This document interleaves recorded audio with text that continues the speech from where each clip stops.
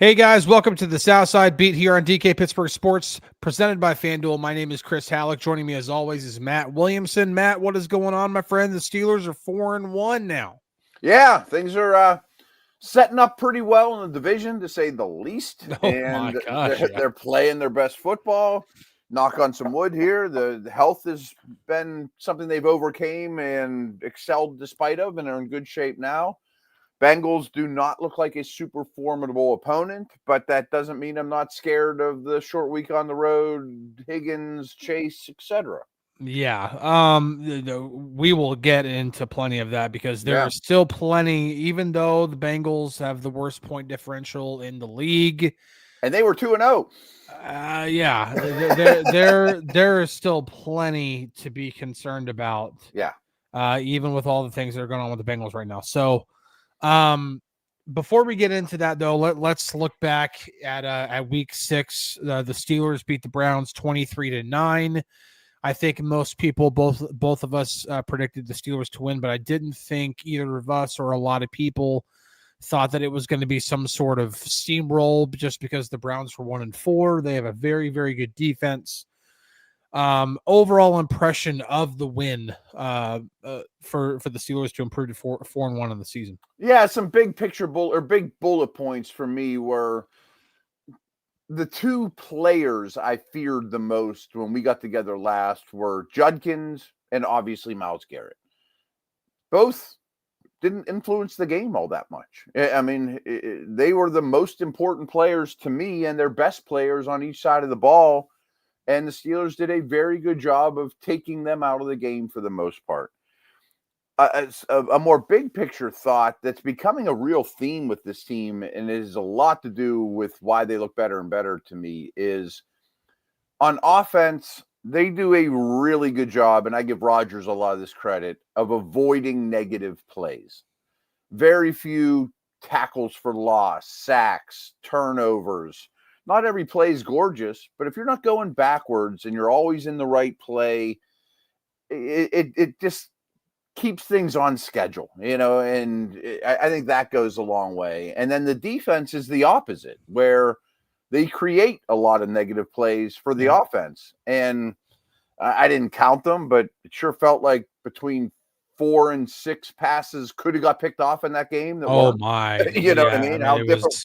Then we'd be talking about a blowout, Oh, yeah. No, I thought it was as complete of a performance as we've seen all season, and that's coming off of a win over the Vikings in Dublin that was also a very complete win outside of a fourth quarter. I won't say collapse, but just kind of last few minutes weren't great. Yeah, you're taking the foot off the gas, plus you're dealing with some attrition on the back end, which leads to some communication issues. We've been down that road. But no, this is one where I felt like the defense did what it was supposed to do against an offense that hadn't put up 20 points all season, that has a rookie quarterback, that has a really strong interior of the offensive line, but their tackles are weak, that has a nice, really strong rookie running back, but, still hasn't done enough to be considered like a Derrick Henry type or something like that, where he's just going to be like, whoa, you got to game plan everything around this guy. They did what they were supposed to do against an offense like that. They put them, they made them punt a lot. They sacked the quarterback a lot. They kept them out of the end zone the entire game.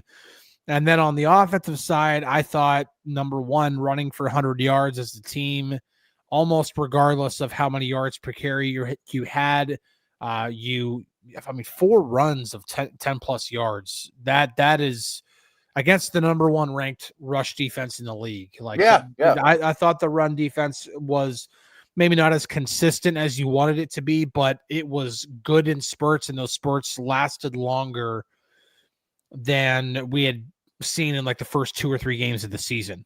Their run game was a real thing. Against, again, a really, really good run defense. And then the best in the league. Right.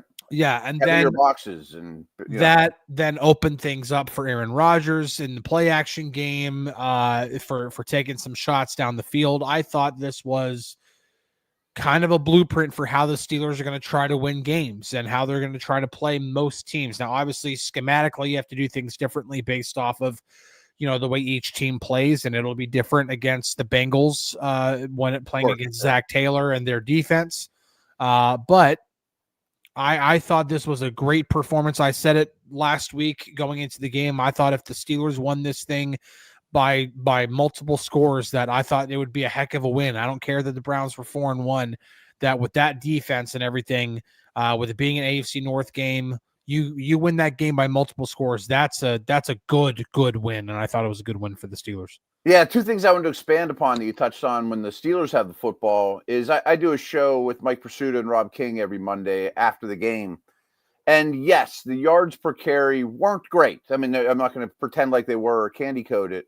But Rob did a little bit of the math where he took the 3 Mason Rudolph kneel downs out of the equation. Yeah, right. And basically all those Caleb Johnsons running into a 12-man front brick wall. Yeah. And it was right around 4-2. I mean, meaningful time. You'll take that all day long against. Oh, yeah. I mean, that's a tremendous win. And you kind of touched on this, but I thought they showed on offense, we're not just going to play one way. We know how they prefer to play. Get the ball out of Rodgers' hands, run the football, bring in big people. I mean, we all know that. And multiple tight ends. But if you're going to get single high and get a heavier box, we are going to take shots over the top. It's not going to, Rodgers, we know mentally understands every defensive scheme, how to attack it. And there's no such thing as a perfect one or everyone would run it, So if you're going to play us differently, we're going to play a little differently on offense too. And there was probably 2 deep balls that should have been completed that weren't, but that doesn't mean that they didn't show that they can go down that road, Yeah. I thought, I thought this was just to hit on Rodgers there. I thought this was Rodgers' best game as a Steeler.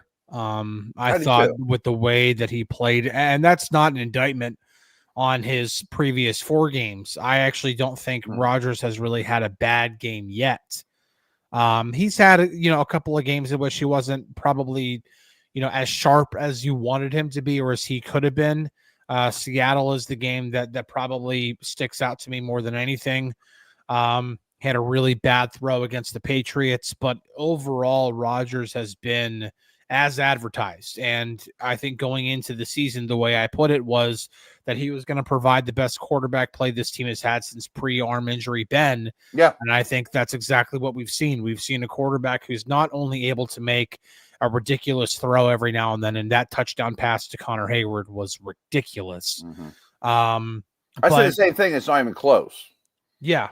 I mean, really, since Ben, he's knocking on the door already of the quarterback that's thrown the most touchdown passes. He's played 5 games. Yeah. I mean, Wilson and Pickett are ahead of him, but not by much. He's going to pass them in like 2 days. Yeah, right. Well, right now, he's throwing 10 touchdowns in 5 games, so he's on pace to throw for 34 touchdowns. Yeah. And I think Wilson has 16 as a Steeler and Pickett is, I forget what it is, but they're both under 20. I mean, he's going to pass them by the end of the month. Yeah, and actually, just for some history, there could be some history made tomorrow night. Aaron Rodgers is I don't remember the exact number, but it's just a little over 100 yards away from passing Ben all time in passing yards. So that'll be interesting to see. Pretty cool. I don't think Rodgers is going to say much about it, but I wonder, when Ben does his podcast, if he's going to say anything about it, because it's going to be interesting that Rodgers is going to pass Ben wearing a Steelers jersey. Yeah. I think it's kind of cool. And then the next week he plays the Packers. Right. Yeah. I mean, it'd be really, really funny if it happened against the Packers. But I mean, if Rodgers throws for less yards to pass Ben tomorrow night, things went wrong. Either he got injured or things went really, really wrong, because this is not even 120 yards. So, yeah. So speaking of that, I know we're going to get to the game here in a minute, but did you see everyone on the planet has seen Mike Tomlin's terrible on Thursday Night Football, especially on the road, especially against... It's not even just Thursday night. I've got the numbers here, but I went and looked it up for, and we'll get into this after the break. But I'll keep it then. No, I'm just saying I looked it up for not just Thursday Night Football, but any game in which they played a game 4 days previously. Oh, I bet it's bad. Yeah. So that even includes that weird 20 the 2020 season where they played the Ravens 4 days after a game, and then they played the Washington football team right after that, like 4 days later. So like those two games count in the way that I looked at this, because I'm looking at how do you prepare for a team on a super short week. Yes, on a super short week, not just like, oh, it's 6 days or no, on this 4-day ramp up where you get one practice to really prepare for a team. Like, what is the record? And we'll get into that here. It's not good. It's pretty terrible. But I'm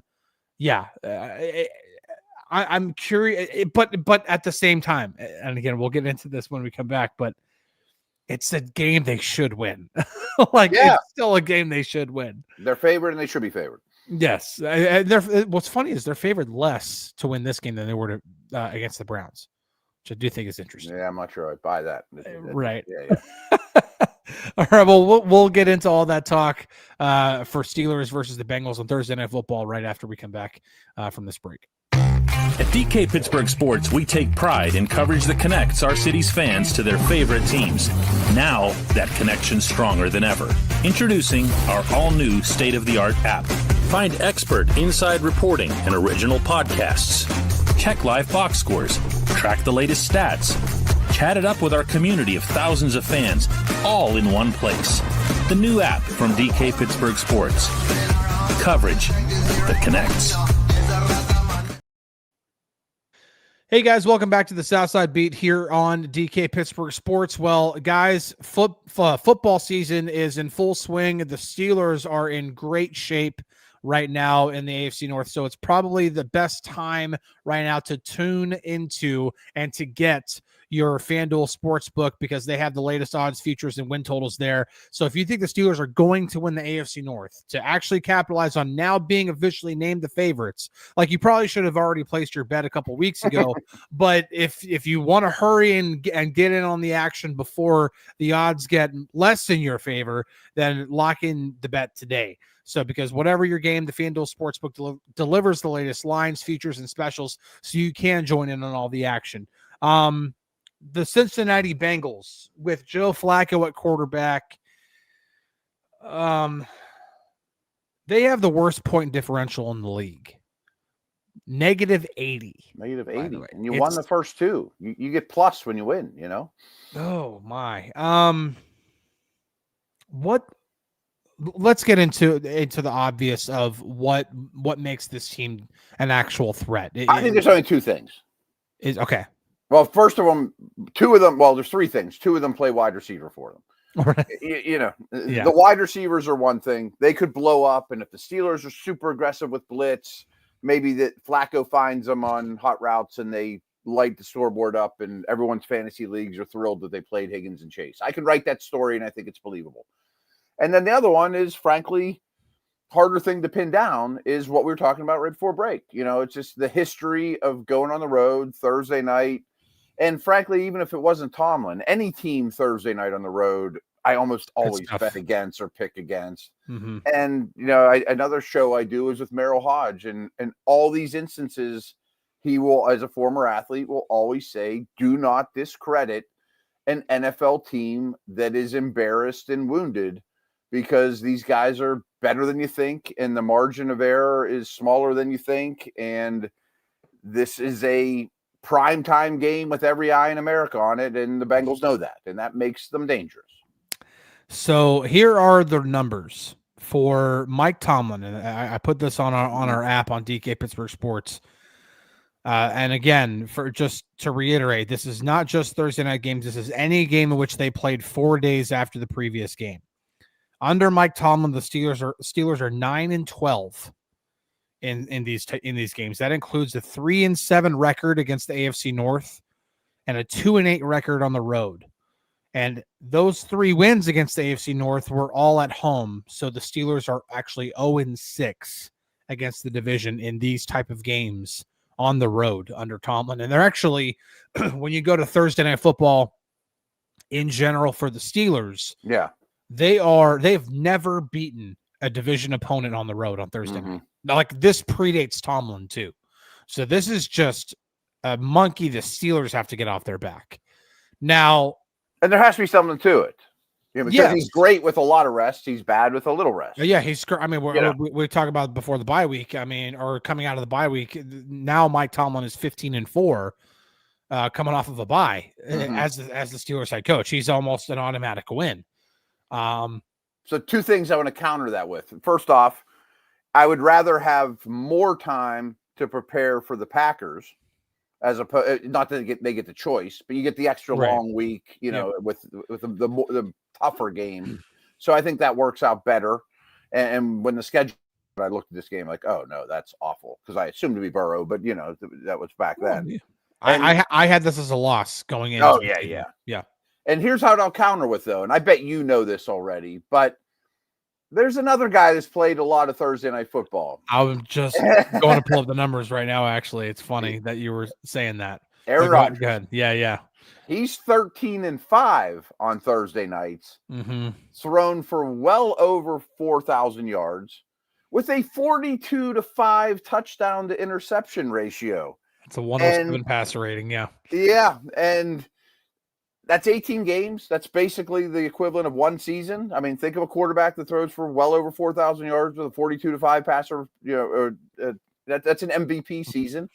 And this didn't all happen when he was an MVP type guy. Like, he was good with the Jets on Thursday night. And my hypothesis for this is, frankly, his career's awesome. He'd probably be good on Tuesday, Wednesday, Thursday, Friday, whatever. He's better than the guy out there. Actually, the only day of the week that he's better on than Thursdays is Saturdays, if you look at his numbers. But again, that's also a short week. Yeah. It goes to my next point is, I think he's so good cerebrally that he needs less time to prepare than most. And if you're going to give him a defense that's abbreviated or dummied down, he eats it for lunch. Well, and not only that, but I was actually just looking this up going into during the break. The Bengals are primarily a single high team.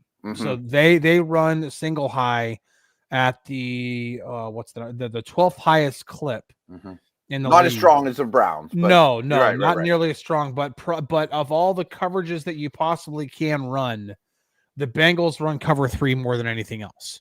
Okay. Makes sense. So I'm not trying to sit here and bash cover 3. I think cover 3 has had its heyday in the NFL for sure. I mean, the Legion of Boom, that was made a living on it. Yes. Yeah. Oh my gosh. And they were nasty. That was one of the greatest defenses. I'll actually make an argument that defense might be the top 3 defense of all time.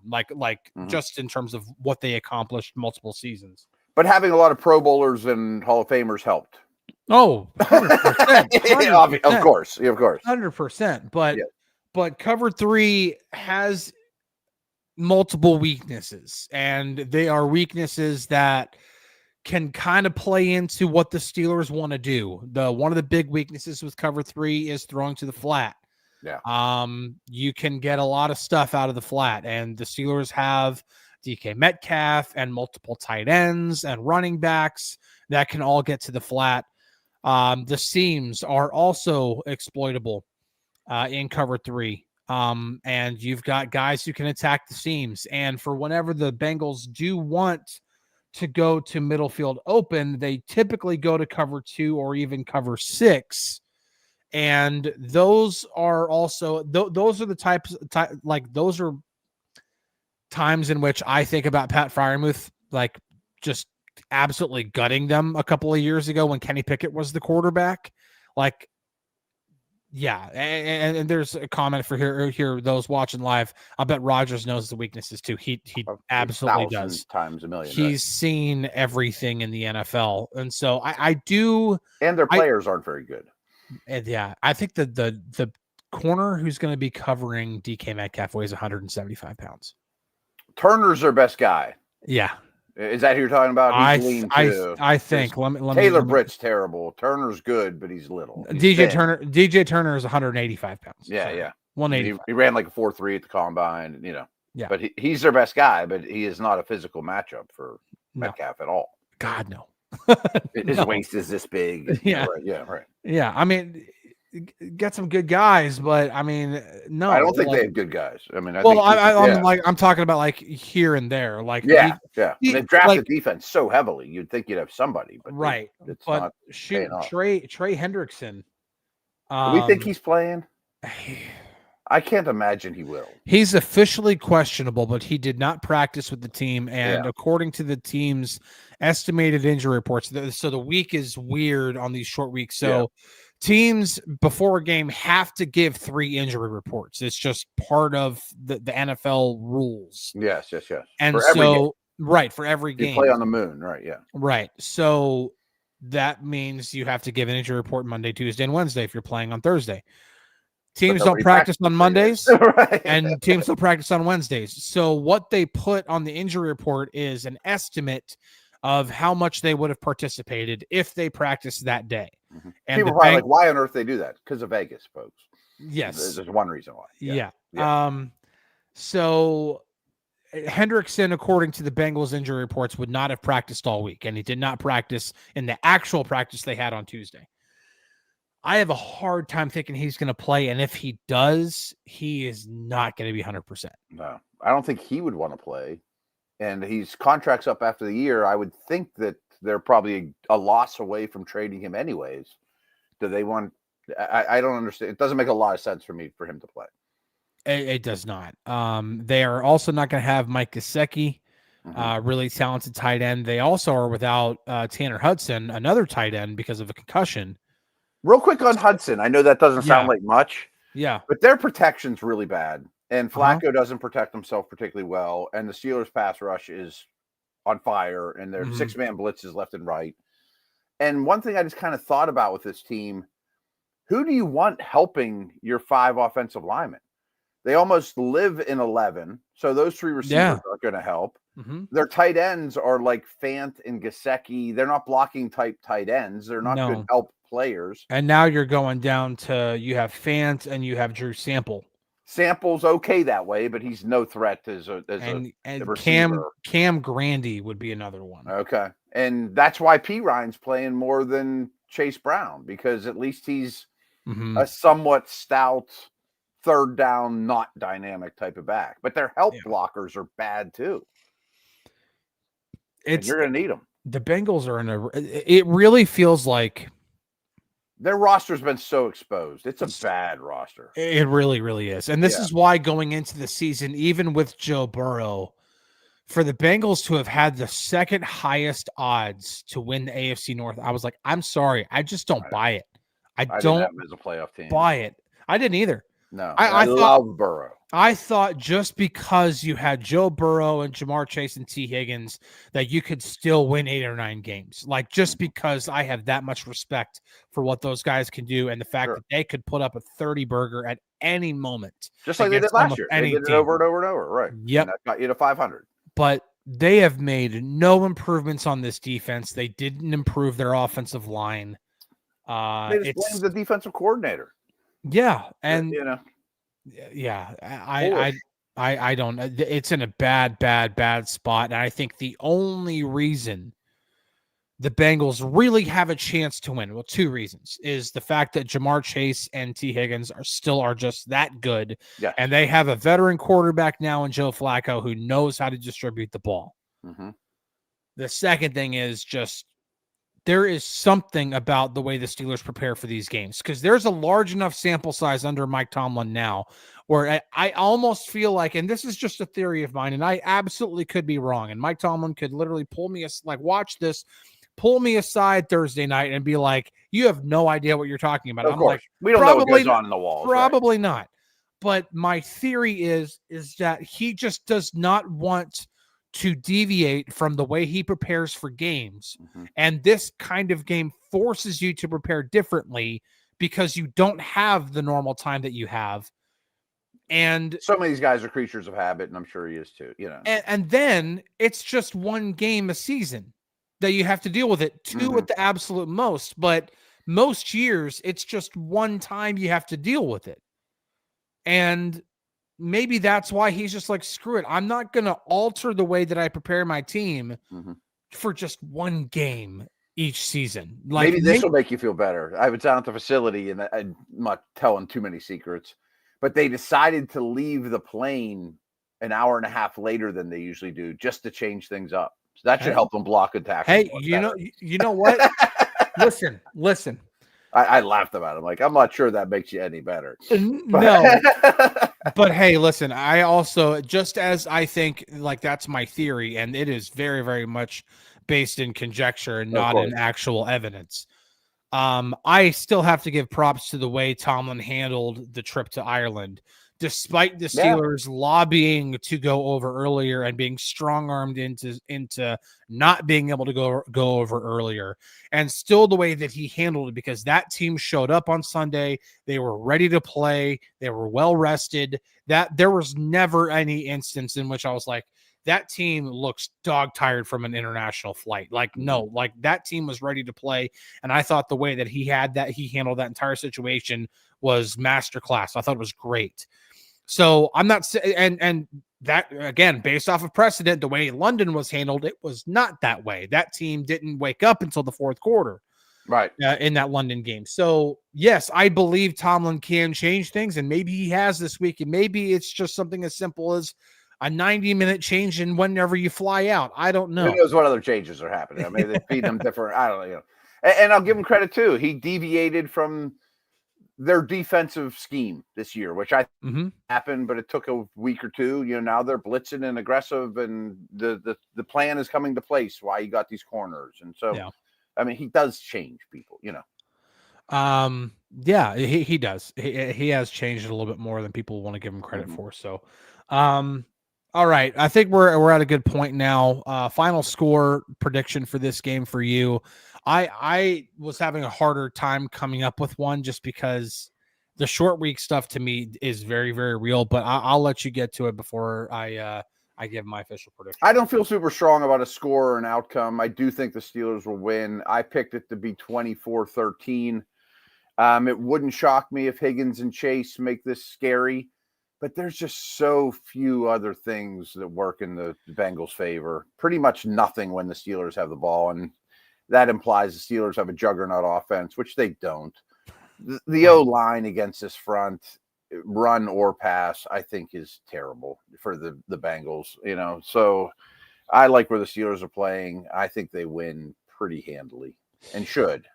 I think the Steelers win, but I'm still keeping it a one-score game. I'm going 27-20. I only think maybe it's just, again, maybe this game gets really wonky. The one thing that we know is that this is not going to be a snow globe game like the Thursday night game last year in Cleveland. The weather forecast is not looking for any kind of lake effect snow, and Cincinnati isn't right off of Lake Erie, so you're not going to get lake effect snow. The less weirdness, the better. The less weirdness, the better. But even then, like, sometimes there are just certain vibes.